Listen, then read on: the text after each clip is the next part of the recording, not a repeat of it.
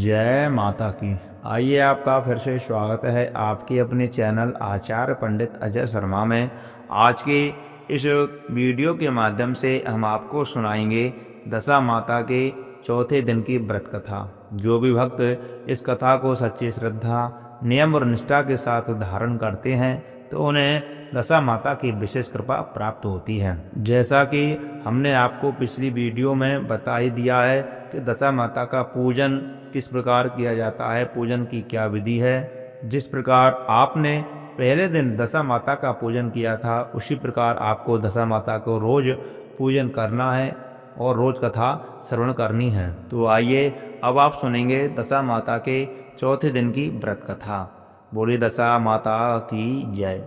एक साहूकार था, उसके परिवार में 5 पुत्र, उसकी बहुएं तथा एक पुत्री थी। पुत्री का विवाह हो चुका था, परंतु उसका गौना नहीं हुआ था। इस कारण वह भी अपने माता पिता के घर में रह रही थी। एक दिन साहूकार की पत्नी दशा माता का डोला ले रही थी। उसकी बहुओं ने भी डोरे लिए। बहुओं ने अपने सास से पूछा कि क्या ननद के लिए भी डोरा लेना है। सास ने कहा हाँ। इस पर बहुओं ने कहा कि उनकी तो विदाई होने वाली है, यदि व्रत से पहले ही विदा हो गई तब क्या होगा। सास ने उत्तर दिया, मैं व्रत का सारा सामान साथ में रख दूंगी, वह अपने ससुराल में पूजा कर लेगी। ऐसा ही हुआ। उसके ससुराल से लेने उसका पति आ गया। माँ ने बेटी को विधि पूर्वक विदा किया और उसकी पालकी में पूजा का सब सामान रखवा दिया। लड़की जब अपने ससुराल पहुंची तो उसे घर के आंगन में गलीचा बिछाकर के बैठाया गया। आस पड़ोस की महिलाएं नई बहू को देखने आने लगी। सब उसकी सुंदरता और गहने कपड़ों की तारीफ करने लगी। किसी की निगाह उसके गले में बंधे डोरे पर पड़ गई। वह बोली, बहू की माँ बड़ी टूटके वाली है। सबकी निगाहें उसकी बात सुनकर के उसके गले में पड़े डोरे पर पड़ी। सभी स्त्रियां डोरे के बारे में अपनी अपनी राय प्रकट करने लगी। शाम को सास, ननद, देवरानी, जेठानी, घर की सभी स्त्रियां उसी डोरे की चर्चा करने लगीं। सब डोरे की निंदा कर रही थीं। सुबह से शाम तक डोरे के बारे में सुनते सुनते बहू का दिमाग खराब हो गया।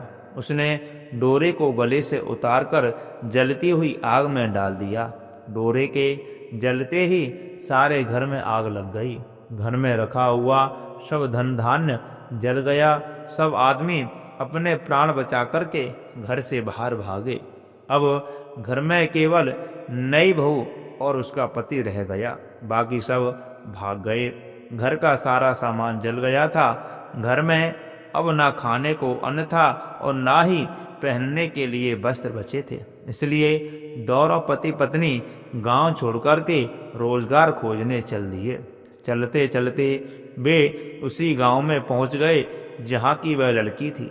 लड़की ने अपने पति से कहा, तुम यहाँ भाड़ झोंको और मैं भी कोई काम ढूंढती हूँ। पत्नी का कहना मान करके वह भाड़ झोंकने लगा और वह स्वयं एक कुएं पर जाकर के बैठ गई। उस कुएं पर सारे गांव की स्त्रियां पानी भरने आया करती थीं।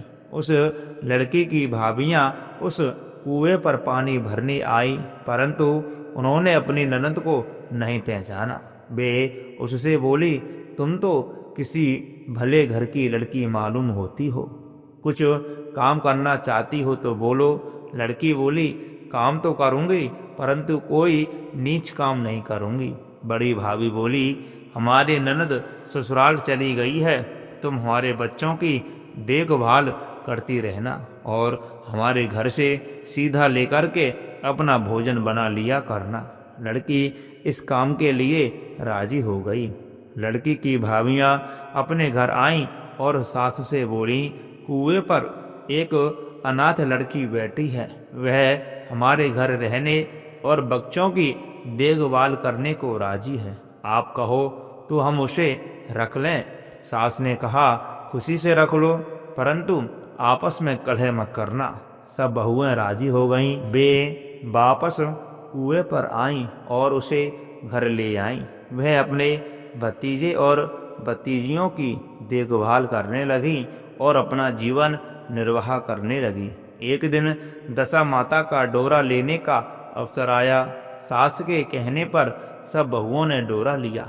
बहुओं ने सास से पूछा कि क्या इस लड़की के लिए भी डोरा लेना है? सास ने कहा हाँ। बहुओं ने कहा इसी प्रकार आपने ननंद जी के लिए भी डोरा ले लिया था, परंतु पूजा से पहले ही उनकी विदाई हो गई।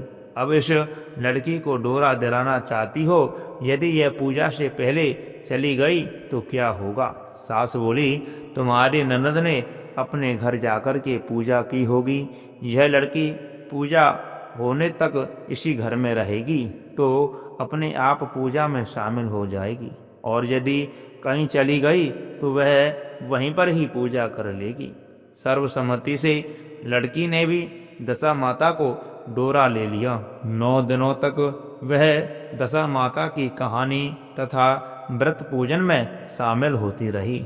10वें दिन लड़की की माता एवं बहुओं ने सर से स्नान किया और घर में चौका लगाया तथा पूजन की सारी तैयारी करने लगी। लड़की बहुओं से बोली यदि कोई पुराना कपड़ा मिल जाए तो मैं भी स्नान कर लूं। बहुओं ने अपनी सास से पूछा और अपनी ननद की साड़ी उस लड़की को दे दी। अपनी पुरानी साड़ी लेकर के वह स्नान करने लगी। उसने सर से स्नान करके साड़ी पहनी और घर पर आ गई। घर पर पूजा प्रारंभ हो गई। वह जैसे ही पूजा के लिए पास आकर बैठी तो बहुओं ने कहा ये तो हमारी ननद जैसी लग रही है। इस बात पर सास ने नाराज होकर के कहा तुम्हारे मन में जो आता है वह बोलती रहती हो। पूजा के समय भी चुपचाप नहीं बैठा जाता है। चुप रहो, मुझे कथा कहने दो। तुम्हारी बातों से कथा में विघ्न पड़ता है। बहुएं चुप हो गईं।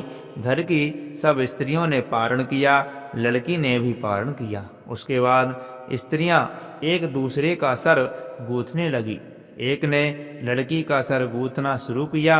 वह बोली कि जैसी गूंथ सिर में है वैसी गूंथ हमारी ननंद के सिर में भी है। सास नाराज होकर के बोली तुम मेरी बेटी की तुलना इससे क्यों कर रही हो? सास ने बहू को तो डांट दिया, परंतु उसकी बात मन में भर गई। उसने लड़की से कहा आज रात मेरे पास सोना।